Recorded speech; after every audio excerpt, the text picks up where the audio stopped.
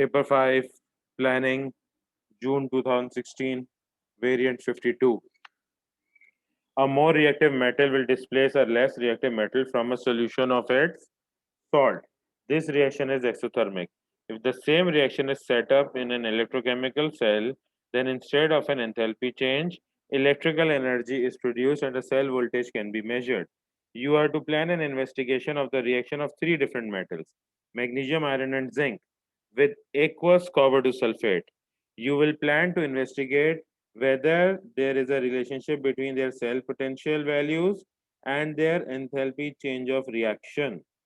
Equations जो दी हुई हैं वो है मैग्नीशियम आयरन और जिंक का reaction with copper ions since all of these are more reactive than copper ions, so they will reduce copper ions to copper metal and themselves get oxidized to Mg2 positive, Fe2 positive, and Zn2 positive ions respectively.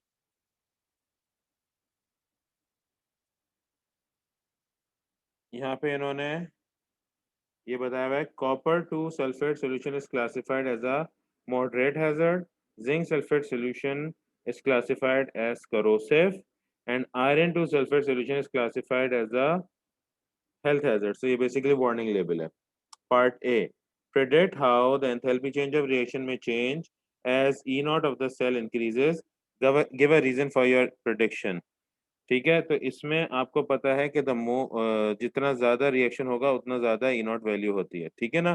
तो the more reactive the metal is, the greater amount of energy will be release, और जब जितनी ज्यादा energy release होगी उतना आपका exothermic reaction होगा और उतना ही ज्यादा आपका इलेक्ट्रोड पोटेंशियल जो है वो बड़ा होगा, it will be greater in value. तो basically E naught of the cell increases, so enthalpy change of reaction becomes more exothermic. The greater the electrode potential of the cell, the more exothermic the reaction is. तो इसको लिखेंगे कैसे? The more reactive the metal is,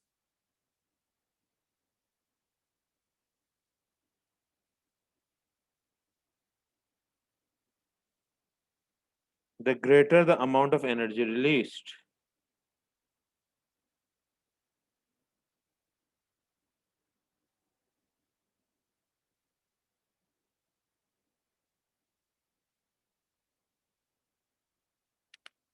Thus, the greater the E naught of the cell. Thus, the greater the E naught of the cell, the more exothermic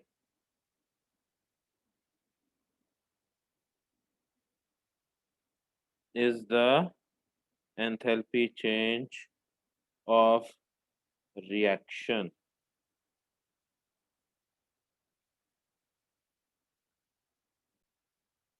The first part of the investigation is to determine the enthalpy change of reaction for the reaction of the same number of moles of three powdered metals with 0.5 mole per dm cube copper to sulfate. When determining the enthalpy change of reaction for the metals listed above with aqueous copper to sulfate, the independent variable, भाई आपके पास choice है कौन सा metal use करना, तो जो metal use करोगे वो इंडिपेंडेंट वेरिएबल को यानी अपनी मर्जी से आप कर सकते हो. इंडिपेंडेंट वेरिएबल वो वेरिएबल होता है जो आप अपनी मर्जी से चेंज करते हो. So the metal used will be the independent variable. और dependent variable is dependent on the independent variable, यानी जो चीज आप चूज करोगे उसकी वजह से जिस प्रॉपर्टी में चेंज आएगा वो डिपेंडेंट वेरिएबल कहलाएगा. तो रिएक्टिविटी पे फर्क पड़ेगा, और रिएक्टिविटी से किस चीज पे फर्क पड़ेगा? टेम्परेचर राइज पे. सो द टेम्परेचर, अब टेम्परेचर चेंज है, डेल्टा टी की बात हो रही है, तो यहाँ पे आप लिख दो to be very specific, final minus initial. ठीक है ना, इस पे ये जो डिफरेंस है इस पे फर्क पड़ेगा.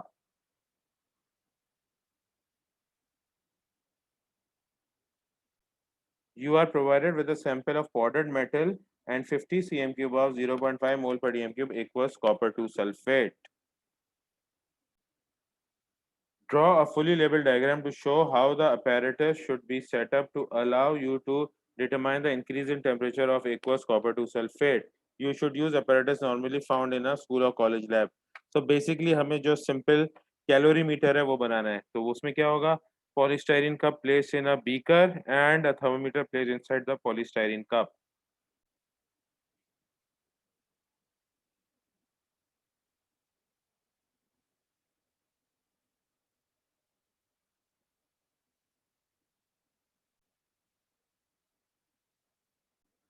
तो इस तरीके से आप अपना डायग्राम बनाओगे और फिर इसको लेबल कर दोगे, this is beaker for insulation, ठीक है। ये आपका 50 cm³ ऑफ 0.5 मोल पर DM क्यूब कॉपर सल्फेट है, CuSO4 एक्वस। ये आपका थर्मामीटर है to measure the final and initial temperature, और ये आपका polystyrene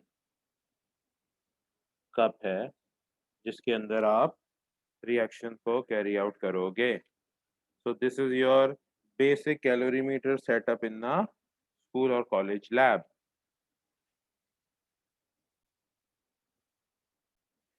State the measurements you would make during this experiment. तो क्या हम लोग मेजर करेंगे, मास of container plus metal before adding, किसी ना किसी कंटेनर में हम अपना मेटल का पाउडर रखेंगे ना, तो उसके मास लेंगे, ठीक है ना। Mass of metal plus container before adding in grams, और जब डाल देंगे उसके बाद कंटेनर और रेजिड्यू जो लगा रह जाएगा, तो mass of container plus residue after adding, ये भी इन ग्राम्स, ठीक है। Initial temperature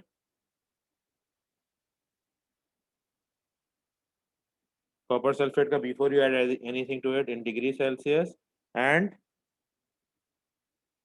maximum temperature reached in degree Celsius. जब मेटल डालोगे तो एक्सोथर्मिक रिएक्शन है, टेम्परेचर बढ़ेगा, तो जो भी मैक्सिमम रीच होगा on addition of the powdered metal, तो वो हम नोट करेंगे, तो फाइनल माइनस इनिशियल से डेल्टा टी निकल आएगा। Other than eye protection, state one precaution you would make sure to you take to make sure that the experiment proceeds safely. It said something was corrosive, so if it's corrosive you wear gloves, हाथ पे नहीं लगना चाहिए, skin जला देगा, ठीक है। wear gloves, वैसे तो लैब कोट आई प्रोटेक्शन वगैरह सब पहनना चाहिए, ठीक है, फेस मास्क भी, लेकिन वेयर ग्लव्स क्योंकि आप हाथ से हैंडल कर रहे हो और करोसिव चीज स्किन को बर्न कर सकती है। For the reaction with magnesium, calculate the mass of magnesium in grams you would use so that it is in a small excess. You must show your working. अब reaction of magnesium जो है वो हम लोग यहाँ लिख लेते हैं। रिएक्शन इन्होंने बताया हुआ था शुरू में, Mg solid plus Cu2 positive aqueous giving us Mg2 positive aqueous plus copper solid। यहाँ पर मैग्नीशियम और कॉपर आयंस का मोलर रेशियो 1:1 है इस इक्वेशन में, और आपके पास जो कॉपर का सोल्यूशन है कॉपर सल्फेट का, उसकी कॉन्सेंट्रेशन 0.5 मोल पर डीएम क्यूब है, तो 0.5 मोल्स इन 1000 cm³, और आपने उसमें से 50 cm³ यूज करना है, तो how many moles in 50 cm³, तो दिस वुड बी 50/1000 इंटू 0.5, इसका आंसर हमारे पास आ रहा है 0.025 moles, 0.025 moles of copper ions. अब since the molar ratio is 1:1, तो moles of copper ions is equal to moles of magnesium, ठीक है। अच्छा, AR of magnesium इन्होंने दिया हुआ, it is 24.3, AR of magnesium. तो अब हम लोग मास ऑफ मैग्नीशियम कैसे कैलकुलेट करेंगे? हमारे पास जो है वो है mass is equal two moles into MR। तो दिस विल बी 0.025 इंटू 24.3। इससे आंसर हमारे पास जो आ रहा है वो आ रहा है 0.6075। अच्छा, अब 0.6075 जो है वो हमारे पास जो है मास ऑफ मैग्नीशियम है, और इन्होंने बोला है so that it would be in a small excess. हमारे पास जो लैब में वेइंग बैलेंस होता है, it measures to 2 decimal places. तो अगर हम इस वैल्यू को राउंड करें, ठीक है ना, तो ये वैल्यू 2 डेसिमल प्लेस पे राउंड होके बन जाएगी 0.61 ग्राम्स। और 0.61 grams is definitely in a small excess, क्योंकि एग्जैक्ट वैल्यू है 0.6075। तो यहाँ पे राउंड करके हमें पास जो वैल्यू आ गई, that is a safe value to keep magnesium in slight excess. तो mass of magnesium is 0.61 gram.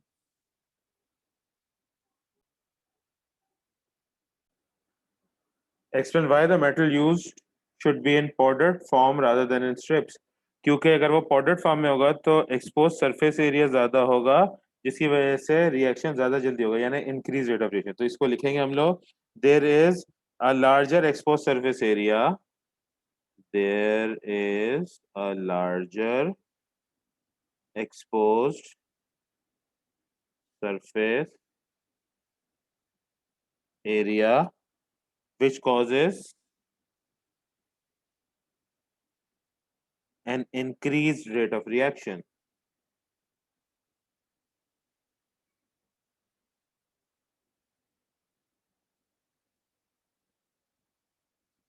Okay. The aqueous copper to sulfate and metal mixture should be stirred continuously. Explain why. Stirring की वजह यह है कि सारे का सारा जो है वो रिएक्ट करना चाहिए, और जो हीट प्रोड्यूस हो रही है, एक्सोथर्मिक रिएक्शन है, वो यूनिफॉर्मली डिस्ट्रीब्यूट होनी चाहिए इन द एंटायर सोल्यूशन। ठीक है ना? तो इसका जवाब लिखेंगे so that the metal completely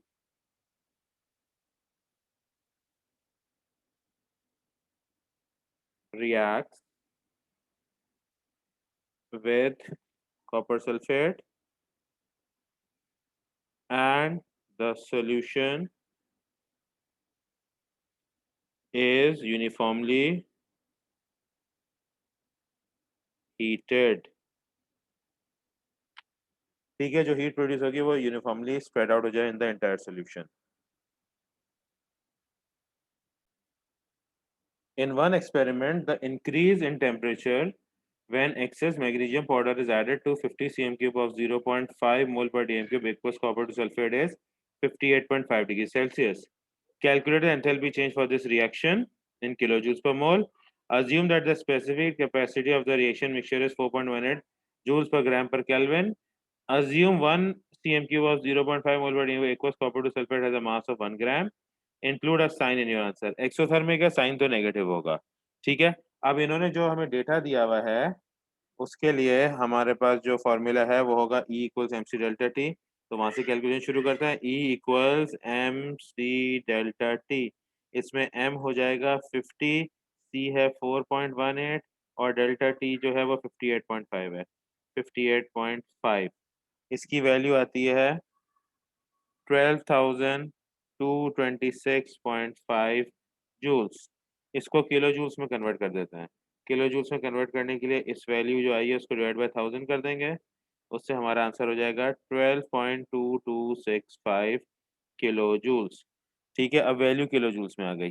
now इन्होंने जो है हमें कॉपर सल्फेट के अलावा कॉपर सल्फेट के जो है वो मोल्स भी दिए हुए हैं इन द फॉर्म ऑफ आपके 50 cm क्यूब एंड 0.5 मोल पर डीएम क्यूब, जो हम ऑलरेडी कैलकुलेट कर चुके हैं पहले, और वो है 0.025।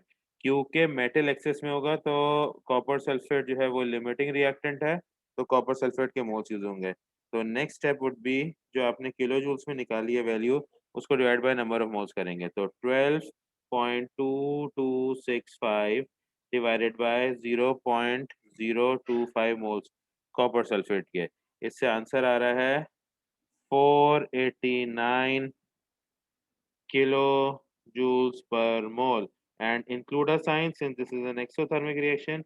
यहाँ आप नेगेटिव साइन शो करोगे, ठीक है ना? और ऐसा क्यों करोगे?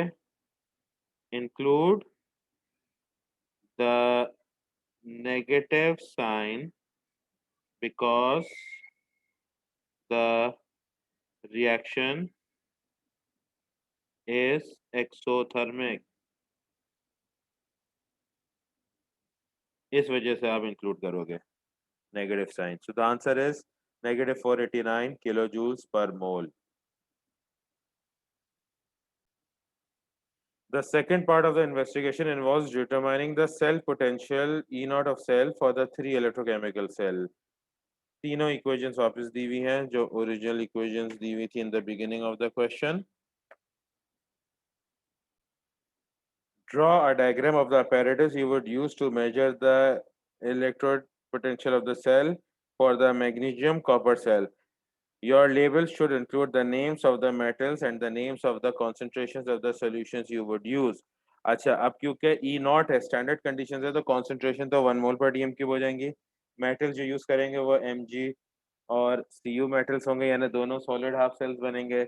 इनके बीच में सॉल्ट ब्रिज लगेगा, ऊपर से ये वोल्ट मीटर से कनेक्ट होंगे और स्टैंडर्ड कंडीशन शो करेंगे 1 एटमॉस्फेयर से 298 kelvin. So let's start making this cell diagram.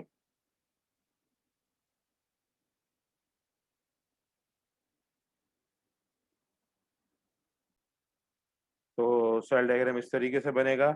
अच्छा, अब इसमें कॉपर का जो सोल्यूशन है, जो इलेक्ट्रोलाइट है, वो कॉपर सल्फेट है, क्योंकि हमें पता है कि कॉपर सल्फेट जो है वो सॉल्युबल है, इन्होंने खुद ने बताया हुआ है. तो 1 मोल पर DM cube copper sulphate aqueous. अगर आपको पता हो कि मैग्नीशियम सल्फेट भी एक्वस सोल्यूशन होता है, यानी वो सॉल्युबल होता है, तो आप मैग्नीशियम सल्फेट लिख दो. और इन केस अगर आपको ना पता हो तो याद रखना ऑल नाइट्रेट्स आर सॉल्युबल. तो आपका सेफेस्ट बेट होगा कि आप कोई भी नाइट्रेट ले लो, ताकि उसका एक्वस सॉल्यूशन जो आप यूज करो वो डेफिनेटली जो है वो आपका सॉल्युबल सॉल्ट ही हो, और जो भी हम लोग सॉल्ट यूज करते हैं वो सॉल्युबल होना चाहिए. तो this completes our cell diagram for the magnesium and copper cell.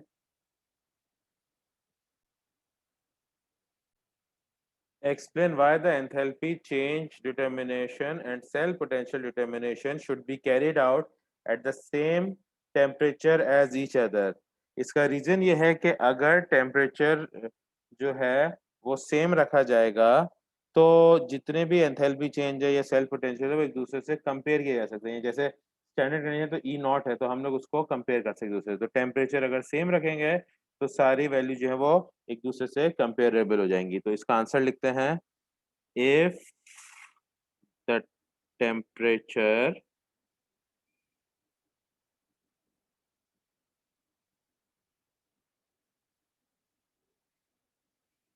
is kept the same, all the values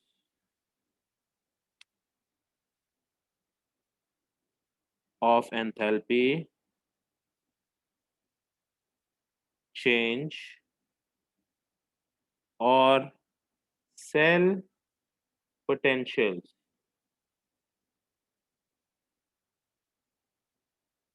can be compared with each other.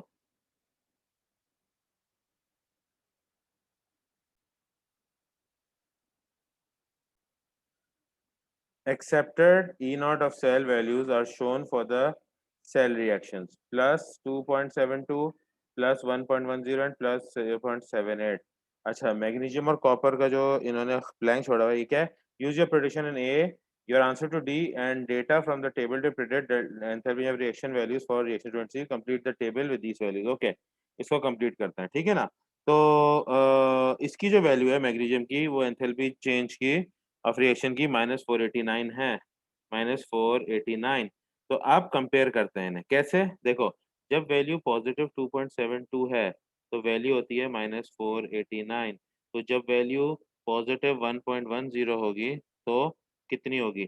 जब आप कैलकुलेट करोगे तो इसकी कैलकुलेशन हो जाएगी 1.10 divided by 2.72 multiplied by 489 minus, तो इसका answer आता है -197.7। तो ये यहाँ लिख दो -197.7। इस तरीके से हम लोगों ने प्रिडिक्ट कर लिया थ्रू कैलकुलेशन के क्या वैल्यू होनी चाहिए इनके एंथैल्पी चेंजेस की।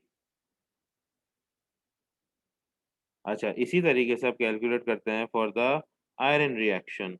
तो उसके लिए हम लोग जो है लेंगे वही मैग्नीशियम वाला, और कैलकुलेशन कैसे करेंगे?